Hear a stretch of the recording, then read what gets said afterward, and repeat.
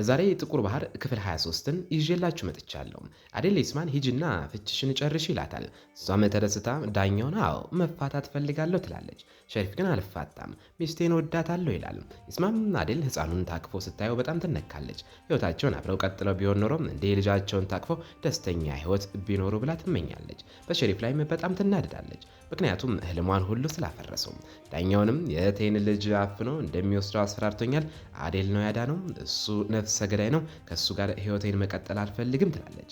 ዳኛውም የፍቺ ውሳኔው ከሁለት ቀን በኋላ እንደሚሰጥ ትናገራለች። ኢስማም ሴፍጂ ሸሪፍን እንደረዳቸው አውቃ ተወቅሳታለች። ሴፍጂ ግን በቃ ተይኝ ብላ ትሸሻለች። ኢስማም ህፃኑን ከአዴል ተቀብላ አዴልን ታመሰግነዋለች። እሱም ይህን ቀን በጣም ቆንጆ ነው፣ ይህ ትንሽ ዝንጀሮ ማዳንን አንቺም ልትፋች ነው ይላታል። ኢሌኒና ሀጋር ዶክተር ጋር ናቸው።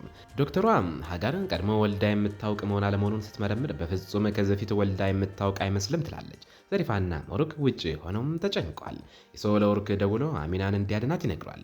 ኦሩክና ኢሌኒ አሚናን ለማዳን እየሮጡ ይሄዳሉ። ኢሶና ፋጥማ ኦሩክና ኢሌኒ እስኪመጡ ድረስ አሚናን ይንከባከባሉ። የአሚና ትንፋሽ ተቆራርጧል። ልጇም እያለቀሰ ነው። ኢስማና አዴል ህፃኑን እንዴት ዝም እንደሚያሰኙ ግራ ገብቷቸዋል። ኦሩክና ኢሌኒ በደረሱበት ሰዓት የአሚና ልብ ቆሟል። ኦሩክና ኢሌኒ በሁሉም መንገድ ሊያነቋት ይሞክራሉ። ፈጣሪ ይመስገን ትነቃለች። አምቡላንስም መጥቶ ይወስዳታል። ኢስማ ኢሌኒን አቅፋ እያለቀሰች ታመሰግናታለች። እዚህ ጋርም ፋጢማ ለኢሶ የምታሳየውን የአይን አስተያየት እናያለን። በፍቅር የወደቀች ይመስላል። ሸሪፍ ለጠበቃው አሁን ምንድነው መፍትሄው ይለዋል። ጠበቃውም ዳኛው በእርግጠኝነት ያፋታቸዋል፣ አንተም በወንጀል ትታሰራለህ ይለዋል። ሴፍጂም ቀላል ነው፣ ከአዴል ውጭ ሌላ ሰው ፈልገን ወንጀሉን እናላከክበትና በአንተ ፋንታም ይታሰራል ትላለች። ይህ ሀሳብ ሸሪፍን ያስደስቷል። ጎካን ማን ነው ወንጀሉን የሚሸከመው ሲል ሸሪፍ አንተ ነህ ይለዋል። ጎካን ተገዶ ይስማማል። ጆሴፍ ከሩቅ ሆኖ ጎካንን ያስፈራራል። ጎካንም ላሏ ደውሎ ወንድሟ እንዲርቅ ይነግራታል። ሀጋርና ዘሪፋም ኢሌኒ ሀጋር መውለድ እንደማትችል ማወቋን ለሸሪን ይነግሯታል። ሽሪን እውነቱ ከወጣ ደም መፍሰሱም ይቀጥላል ትላለች። ሆስፒታል ውስጥ ኢሶ፣ አዴል፣ ፋጢማ፣ ኢሌኒና ኢስማ ተሰብስበው ከልጆች ጋር እየተጫወቱ ይደሰታሉ። አዴል ኦሩክና ኢሌኒ የት ነበራችሁ ይጠይቃቸዋል። ኦሩክም ስልክ ይደወልለታል። አያቱ ናት። አያቱ ንብረቶችን በስሙ ለማዛወር ጠራለች። ኦሩክ ለፋጢማም አልተቃወምሽም አይደል ይላታል። እሷም ለምን እቃወማለሁ ትላለች። ለኔ ለኦሩክ በመንገድም አድርሰኝ ትላለች። ኦሩክም እውነቱን ነግሮም ለኔ ልጃቸው መሆኗን ማሳወቅ ቢፈልግም ዝም ይላል። አሚና ልጇን ስታይ ደስ ይላታል። አዴልንም ታመሰግነዋለች። ኢስማ ስለ ሴፍጂም አትጨነቂ ትላታለች። አሚናም ለኢስማ አዴል ለኔ ልጁ መሆኑን ሲያውቅ ምን የሚያደርግ ይመስልሻል ትላታለች። እዚህ ጋርም ኢሶ፣ ፋጢማና አዴልም ውጭ አንድ ላይ ቆመዋል። ሸሪፍ ለኢሶ ይደውላል። ኢሶም ስልኩን በስፒከር ይከፍቷል። ሸሪፍ ስለ ኢስማ ይጠይቃል፣ ሊያረጋግጥላት ይፈልጋል። ኢሶ በጣም ደህና ናት፣ ከአንተ በመፋታቷም በጣም ደስተኛ ናት ይላል። ሸሪፍ በባሊ ግድያ ወንጀል በእሱ ፈንታ ሌላ ሰውም እንዲታሰር እንደሚያደርግ ይነግረዋል። አዴል በጣም ይናደዳል። ኢሶም ስልኩን ዘግቶም አዴልን ያረጋጓል። አዴል ግን ይህን እቅድ መከላከል አለብን ይላል። ኢሶም አትጨነቅ ይላል። አዴልም ወደ ውስጥ ገብቶ ለኢስማ የሸሪፍን እቅድ ይነግራታል። ኢስማ በእሱ ፈንታ ወንጀሉን የሚሸከመው ማን ነው ስትል ጠይቃለች። እሱም አላውቅም ግን አውቃለሁ ይላታል። ኢስማም ካላወክ ስትለው ጉዳዩ ለጊዜውም ይራዘማል ይላታል። እሷም በጣም ትበሳጫለች። እሱ ግን አጠገቧ ተቀምጦ ራሷን እንድትቆጣጠርና እንቧን እንድታብስ ያደርጋታል። እዚህ ህፃን አብረን እንክብካቤ ለማድረግም አንቺን እንፈልጋለን፣ እናቱ ገና ሆስፒታል ለ2 ቀን ትቆያለችና ይላታል። እሷም አሚናን ታረጋጋለች፣ እንቧንም ታብሳለች። ኦሩክ በመኪና ከኢሌኒ ጋር እየሄደ በሀሳብ ይዋጣል።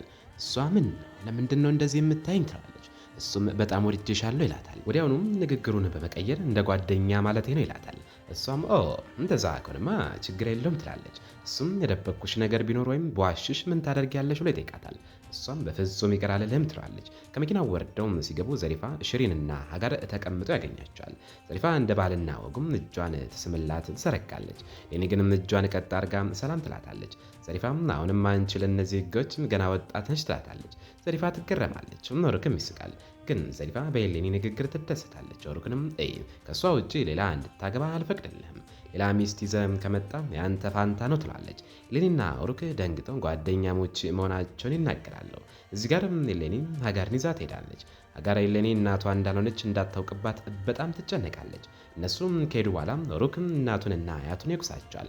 ይህ ሁሉ የሆነው በእናንተ ምክንያት ነው። ይስማና አዴል ተጋብተው ተፈጥሯዊ ሕይወት እንዲኖሩ ባለመፍቀዳቸውን ይላቸዋል። ጠበቃው ሲመጣም ጭቅጭቁን ያቆማሉ። ሀጋርና ሌኒ ወደ ቤት ይሄዳሉ። ሌኒም እኔ ከሄድኩ በኋላ ከዶክተሩ ጋር ምን አደረጋችሁ ብላ ትጠይቃለች። ከ2 ቀን በኋላ ቀጠሮ ተሰጥቶናል ትላለች። ሌኒም ጥሩ ነው እኔ ወስድሻለሁ ትላለች። ሀጋር በጣም ተነክታ ከልብሽ እኔ እናትሽ እንዳልሆንኩ ትመኛለች ትላታለች። ሌኒ ግን መልስ አትሰጣትም። ሀጋር ወደ ክፍሏ ስትገባ ጋዜብ ሲጠብቃት አግኝታ ትደነግጣለች። ምን ሆነ ነው ስትለው እየጠበቅኩሽ ነበር ይላታል። የገንዘብ ቦርሳ ፊቷ ላይ የወረወረ ይህ ቦርሳ ይዘሽ ከዚህ ጥፊ ይላታል። እሷም ለምን ለአዴል ነገርከው እንዴ ስትለው አልነገርኩትም ግን እነግረዋለሁ ያን ጊዜ ሁሉንም ይጠይቃል። ስለዚህ ራስሽን ለማዳን የመጨረሻ እድልሽ ነው ይላታል። እሷም ከዚህ ሁሉ በኋላ አሁንም ልትጠብቀኝ ትፈልጋለህ ትላለች። እሱም በሚያሳዝን ሁኔታ አዎ ይላታል። ወርዶም ይተዋታል። በሩ ላይም ሌኒን አይቶ ግንባሯን ይስማታል። በጣም ተነክቶም ይሄዳል። እሷም ገብታም ቴሌቪዥን እያየች ከኤአይ ጋር ዜናዎችን እየተነተነች ትዝናናለች። አዴልም ከይስማ ጋር በመኪና እየሄደ ነው። እሷ ህፃኑን እንዴት እንደምታስተኘው ግራ ገብቷታል። አዴል በራሱ መንገድም መኪናዋን ጥቂት እየነዳ ድንገት ፍሬን በመያዝ ማጫወት ይጀምራል። ይስማ ይህ ምን አይነት እብደት ነው ብላም ትስቃለች። ህፃኑም በእርግጥ ዝም ይላል። እዚህ ጋር አዴል ወደ ድልድዩ ሄደው በድልድዩ ላይም የተሰቀለው ጀላን ያሾፍበታል። ይሱም እየሳቀ ዛሬ በጣም ተዝናንተሃል ይሏል። አዴልም ይስማን እያየ በጣም ደስ ይለዋል። ነገር ግን ሸሪፍም የሰርጋቸውን ፎቶ በመላክ ያበሳጫል። ይህንን ፎቶ ታስታውሳለህ ይሏል። አዴል በጣም ይናደዳል። ሸሪፍ እስር ቤት በነበረበት ጊዜም አዴልን ሊጠይቀው መጥቶ በስልኩም የሰርጉን ፎቶ ያሳየበትን ትዝታ ያስታውሳል። በወቅቱም አዴል በጣም ተናዶ ሸሪፍ ላይ በመዝለሉ ተጨማሪ የእስራት ቅጣት ተጥሎበት ነበር። አሁን ወደ ነባራዊ ሁኔታ ስንመለስ አዴል በንዴት መኪና ውስጥ ይገባል። ይስማም ለምን እንዲህ ተናደድክ ብላ ትጠይቃለች። እሱም ምንም የለም ቢላትም እሷ ለማወቅ በመጓጓታ ፎቶን ያሳያታል። እሷም በጣም ታዝናለች። ይስማም ዘሪፋም ከሸሪፍ ጋር ፎቶ እንድትነሳ ያስገደደቻትንና በወቅቱም የነበረባትን ከፍተኛ ጭንቀት ወደሚያሳይ ትዝታ እንመለሳለን። ወደ አሁን ጊዜ ስንመለስ ይስማም ያንን ፎቶ መነሳት እንዳልፈለገች ለአዴል ትነግረዋለች። እሱም አውቃለሁ፣ ነገር ግን ከእንግዲህ በኋላ ለምንም ነገርም አትገደጅም፣ ይህ ቃል ኪዳኔ ነው ይላታል። ወደ ኮቻሪ ቤተ መንግስትም ይዟት ይሄዳል። እዚያም በጣም ይንከባከባታል። ህፃኑን ለማስቀመጥ ወደ አንዱ ክፍልም ይዟት ይገባል። ክፍሉም የኤሌኒ ክፍል በመሆኑም ይስማ ከኤሌኒ ጋር ያሳለፈችውን ትዝታም ታስታውሳለች። አዴል ኤሌኒ ተመልሳ በዚህ ቤት ውስጥ እንድትኖር እመኛለሁ ይላታል።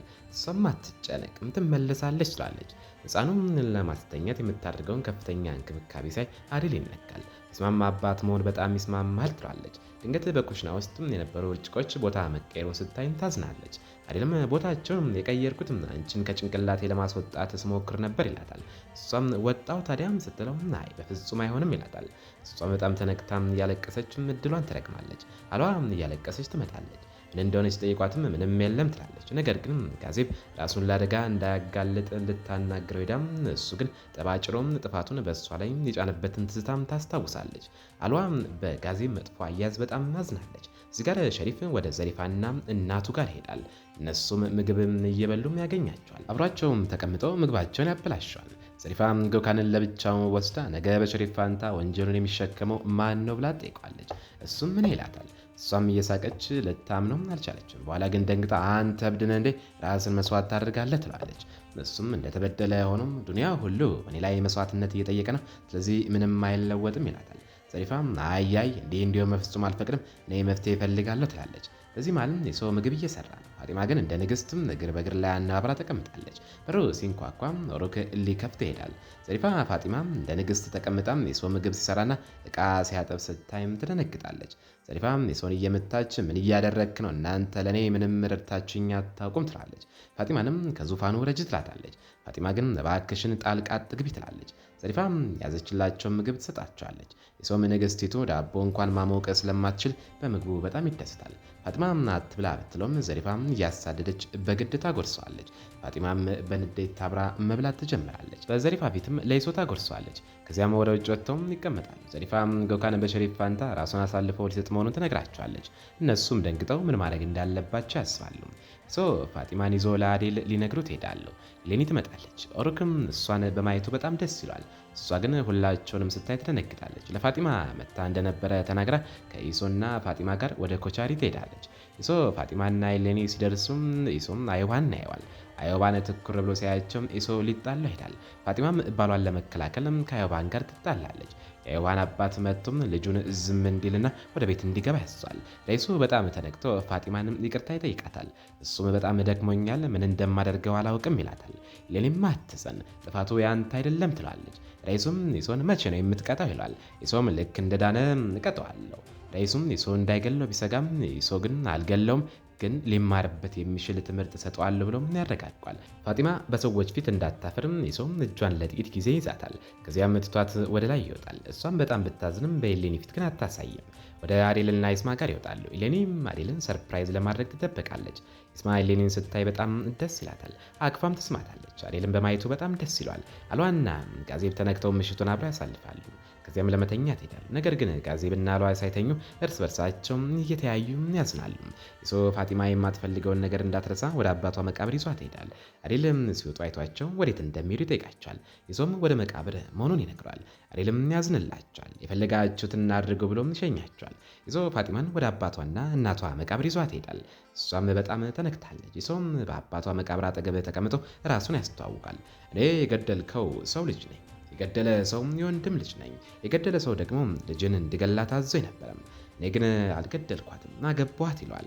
ፋጢማም ለአባቷም ይህን ያደረግኩት ብቸኛ ወንድሜን ለመጠበቅና እስር ቤት እንዳይገባ ነው ትላለች። ኢሶም አጎቴ ሆይ ዋሽተናል፣ እርስ በርሳችን እንደምንዋደድ ተናግረናል፣ ግን አንዋደድም፣ ቢሆንም አንጠላላም። እኔ አንተን እጠላለሁ እንጂ ልጅን አልጠላም፣ ግን እሷ እንደ ፍየል ናት ይላል። በመቀጠልም ለመሆኑ ፍየሏ በእኔ ፍቅር ወድቃ ይሆን ይላል። ፋጢማም በጣም ደንግጣ ጠላቴን መውደድ በፍጹም አይሆንም ትለዋለች። እሱም በጣም ተነክቶም አንቺ ግን ያንን ጥላቻ ከልቤ አውጥተሽ ጣልሽም፣ በእሱም ቦታ ፍቅር ተካሽበት። ለምን እኔ ከአንቺ ውስጥ ጥላቻውን እንድታወጪም እድል አትሰጭኝም ይላታል። እሷም እፈራለሁ ትላለች። እሱም እንግዲያውስ እንሄድ ብሎም ይዟት ይሄዳል። ሱሴባን በድብቅ እየቀረጻቸው ነበር። አሁን በፍቅር እንዳልተጋቡ የሚያረጋግጥ ድምፅ ግጂ በእጁ ገብቷል። በዚህ መሃልም ይስማ ብቻዋን ቆማ እያሰበች ነው። ጋዜብ ወደ እሷ መጥቶ ያናግራታል። ጋዜብም ከዚህ በላይ ለአዴል መደበቅ እንደማይችል ይነግራታል። እሷም ጥቂት ጊዜ ብቻ አስጠኝ፣ በትክክለኛው ጊዜ እኔው እነግረዋለሁ ትላለች። ከአንተ የምፈልገው ነገርም አንድ ነገር ብቻ ነው። እሱም አጋርና ኢሌኒን ብቻቸውን እንዳተዋቸው ነው። እባክህ እኔን አድርግ ትላለች። እሱም አትጨነቂ፣ አጋር ከእንግዲህ እዚህ አትኖርም ይላታል። እሷም እንዳትቸኩል፣ አጋር በልጆች መለዋወጥ ወንጀልን የሸሪፍ ተባባሪ መሆኗን እናረጋግጣለን፣ ከእሱም ጋር ትታሰራለች ትላለች። እሱም እናያለን ብሏት ይሄዳል። አዴልም ሕፃኑን አቅፎ ይወጣል። ኢስማም ወዴት እየሄድክ ነው ስትል ጠይቀዋለች። ወደ ፍርድ ቤት ይላታል። እሷም በእውነት ታዲያ ሕፃኑን ለምን እንወስደዋለን ስትል ፋጢማና ኢሶ ጋር እንተዋለን ይላታል። ኢስማም አይ አንተ ከሕፃኑ ጋር እዚህ ትቆያለህ ብላም ታሳምነዋለች። በመጨረሻም ይስማማል። እሷም ጎበዝ እኔ ልዘጋጅ ብላው ትሄዳለች። ሸሪፍም ቀኝ እጁም የሆነውን ሰው ጎካንን በእሱ ፈንታ ለፖሊስ አሳልፎ ለመስጠት በከፍተኛ ጉጉት ይዋጣል። ጎካን የት እንዳለ ይጠይቃል። በእጀትም በባህር ዳርቻው መሆኑን ይነግረዋል። ሸሪፍም ወደ እሱ ሄዶም እዚህ ምን ታደርጋለህ ይሏል። ከእስር ቤት ውጭ የመጨረሻ ጠዋቴን እያጣጣምኩ ነው ይሏል። ሸሪፍም ተነክቶ በእውነትም እናፍቅሃለሁ ግን ከእስር ቤት ውስጥ ምንም ነገር እንዳይጎልብህ ቃል እገባልሃለሁ ይላል። ጎካንም እሺ አመሰግናለሁ ብሎም ወዲያውኑ ይሄዳሉ። ኦሩክ ለሸሪፍ እና ከኔ ጋር ተሳፈር ላናግርህ እፈልጋለሁ ይላል። ሸሪፍም አብሮት ይሳፍራል። ኦሩክም በወሬም እያዘናጋ ይቆያል። ጋዜብና የኮቻሪ ሰዎች ጎካንም ከሸሪፍ ጋር ወደ ፍርድ ቤት ሄደው ራሱን አሳልፎ እንዳይሰጥ መንገድ ላይ አድፍጠው ይጠብቁታል። ጎካን እምቢ ሲልም ደብድበው ይወስዱታል።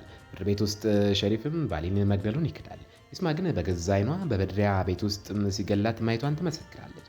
በድሪያም ቀርባም ቃሏን ስትሰጥ ባሌ በእርግጥ ቤቷ ውስጥ መገደሏን አምናለች። ነገር ግን የገደላት ሸሪፍ ሳይሆን ወንድሜ ጅቫን ነው ስትል ሁሉም ይደነግጣሉ። ሸሪፍ ነገሮችን በብልህነት አመቻችቷል። ጅቫንም ቀርበው ወንጀሉን መፈጸሙን ያምናል። ሸሪፍም ከጅቫን ጋር ምን አይነት ስምምነት እንዳደረገ ባይታወቅም ጅቫን ለሸሪፍ ሲል ሕይወቱን አደጋ ላይ አጋልጧል። አዎ እኔ ነኝ የገደልኳት ሲልም ለዳኛው ይናገራል። በዚህ ጊዜ የኢስማና ሌሎች ተስፋ ይቋረጣል። ማድረግ እንዳለባቸውም ግራ ይጋባል። ሸሪፍ ግን እንደ ንጹህ መልአክ ሆኖ ተቀምጧል። አዴል ከሕፃኑ ጋር ሆኖ በጣም ተደስቷል። ኢስማ ተፋታ ወደ እሱ እንደምትመለስም ሙሉ እምነት አለው። ለኔ መታ አብራው ትቀመጣለች። አዴልም ላለፉት ቀናት ሲያሰቃዩትም የነበሩትን የቅዠት የሚመስሉ ሀሳቦችን ያጫውታታል። ልጄ አልሞተችም፣ ገና በሕይወት አለች። ኢስማም ይህን አውቃም ደብቃኛለች፣ ሕይወታችንም እንደገና ተበላሽቷል የሚል ሀሳቦች እንደሚመጡለትም ይነግራታል። ሌኒም ለእሱ በጣም ታዝናለች። ወዲያውንም ሸሪፍ ለአዴል ይደውልና ከግድያ ወንጀል ነፃ ስለሆንክ እንኳን ደስ አለ በለኝ፣ ይስማንም እንዴት እንደማባብላት አውቃለሁ ብሎ ይሳለቅበታል። አዴል በጣም ይደነግጣል። ይስማም እያለቀሰች ስትመጣ ዓለም ፊቱ ላይ የዞረችበት ይመስሏል። ሸሪፍ ስልኩን ሳይዘጋው አዴልን እያበሳጨው ይቆያል። አዴል ይስማን ከመውቀስ ይልቅም አረጋግቷት እዚህ ችግር ውስጥ መንገድ እንደሚያገኙም ቃል ይገባላታል። ፋብሪካው ውስጥም ኖርክና ሄሌኒ በአዴልና ይስማ ሁኔታ አዝነው ሳለ ሸሪፍ መጥቶ ሊያበሳጫቸው ይሞክራል። እነሱ ግን ሳይሰሙት ወደ ቢሮአቸው ይገባል። ሽሪንና ሰሪፋ ይመጣሉ። ሶና ፋጢማም አብረው ይገኛሉ። ሽሪን ንብረቶቿን በሙሉ ለወሩክ ለማዛወር ትፈርማለች። ሸሪፍ ግን ቀድሞውኑ ንብረቶችን በሙሉ በራሱ ስም አስመዝግቧቸው ስለነበረም እነሱን እያሾፈባቸው ይወጣል። ይስማ ከእህቷ ልጅ ጋር ነች። አዴልም ወደ እሷ መጥቶ ያያታል። ሕፃኑም ሲተኛላት አዴልን ለማናገር ትነሳለች። ሕፃኑ አሁን እናቱን ናፍቆ ይሆናል ትላለች። ድንገት ሕፃኑ ነግቶ ማልቀስ ሲጀምር የይስማም ተስፋ ቆርጣም አብራው ልታለቅስ ትደርሳለች። አዴል ወደ ውጭ ወጥቶም ለቻክራ ይደውልና አንድ ነገር እንዲያደርግለት ያሷል። ከጥቂት ቆይታ በኋላ ቻክራ በመስጊድ ማይክራፎን በመንደሩ ውስጥ ማንም ድምፅ እንዳያሰማ በኮቻር ቤት አጠገብ እንኳን እንዳያልፍ ብሎ ያውጃል። ይስማም ይህንን ስትሰማ በሳቅ ትሞታለች። ሕፃኑ እንዲተኛ መንደሩን በሙሉ ዝም አሰኘ ስትለውም አዴል አንቺ እንዳትደክሚ ዓለሙን በሙሉ ዝም አሰኛለሁ ይላታል። በኋላ ግን ሸሪፍ ለአዴል የንቀት መልእክት ይልክለታል። ከግድያው ነፃ ስለሆንኩ ሚስቴን ልቀቅልኝ፣ ከእሷ ጋር የመሆን እድልም አለኝ ይላል። አዴል በንዴት ወጥቶ ይስማ አጠገብ ይቀመጣል። ሸሪፍ አባቴን ገለው እስር ቤት ከመግባቱ በፊት አብራችሁ ነበራችሁ ብሎ ይጠይቃታል። እሷም ከተጋባን ከአንድ ሳምንት በኋላ ኢስታንቡል ወሰደኝ፣ እስከ ወለድኩ ድረስ ብቻችንን ነበርን ትላለች። አዴል ደህና ደሪ ብሎ በንዴት ገብቶ ግድግዳውን ይደበድባል። በማግስቱ አሚናን ከሆስፒታል አውጥቶ ወደ ፍርድ ቤት ይሄዳሉ። አዴል ለሕፃኑ በጣም ስለተላመደው ለአሚና መስጠት አይፈልግም። ይስማም በሱ ሁኔታ ትስቃለች። ሸሪፍ መጥቶ ለይስማ ባለቤቴ ሆይ እንዳንፋታ እንግባ ይላታል። አዴል ሊጣላው ሲል ይስማ ታረጋግጧለች። ፍርድ ቤት ውስጥ ሸሪፍ ሚስቱን እንደሚወዳትና መፋታት እንደማይፈልግ ይናገራል። ይስማ ግን በንዴት ተነስታ ሸሪፍ ላለፉት ዓመታት ወንድሜ እንጂ ባሌ ሆኖ አያውቅም ትላለች። ሸሪፍ በእነዚህ ዓመታት ሁሉ ነክቷት እንደማያውቅ በሁሉም ሰው ፊት ስትናገር አዴል ከልቡ ላይ ከባድ ሸክም እየወረደለት ይመስላል። ሽሪንም መታም የይስማን ንግግር ትደግፋለች። ሸሪፍም ይስማን ያገባት እርጉዝ ስለነበረችና ሰው እንዳይሰማባት ለማድረግ እንደነበረም ትገልጻለች። ዳኛዋም የይስማን ጥያቄ በመቀበል ፍቹንም ታውጃለች። ይስማና አዴል በደስታ ይፈነጥዛሉ። ዜናው ለወሩክ ይደርሷል። የሰው ፋጢማና ሄሌኒም ሰምተው በደስታ ይጨፍራሉ። ዘሪፋና ሀጋር ግን ይበሳጫሉ። ጋዜብም ሰምቶ ፋጢማን በደስታ ያቅፋታል። ኦሩክም ሄሌኒ ራሷን ስትወቅስ ሳይ እውነቱን ሊነግራት ቢፈልግም አይችልም። እሷ ግን ኦሩክና ሀጋርም እያታለሏት እንደሆነ መጠርጠርም ትጀምራለች። መጨረሻም አዴል ለይስማ ለምን ጋብቻችሁም በወረቀት ላይ ብቻ እንደሆነ ቀድመሽ አልነገርሽኝም ይላታል። እሷም በሌላ ነገር በመጠርጠሩም ተቆጥታ ትመተዋለች። እሱ ግን እቅፍ አድርጎ ያረጋጋታል። በዚህ መሃል ሸሪፍ በንዴት መጥቶ ሽጉጡን በማውጣትም አዴልን ሊገለው ሲል ይስማም ትደነግጣለች። የዛሬው ክፍል ይመስላል። በቀጣይስ ምን ይፈጠር ይሆን?